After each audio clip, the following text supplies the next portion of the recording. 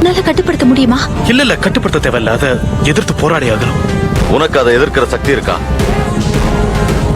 இருக்கோ இல்லையோ எதிர்த்தாகணும். ப்ளீஸ். கீழே இருக்கு. வேண்டாம், அப்படியே இருக்கட்டும். கதவு திறந்து விடுங்க. கொஞ்சம் யோசிச்சு பாரு. நீ சூரனா மாறுவியானே தெரியாது. உனக்கு இது தேவையில்லாதது. ப்ளீஸ், இது கிறுக்குத்தனம். வெட்டி நான் ட்ரை பண்றேன்.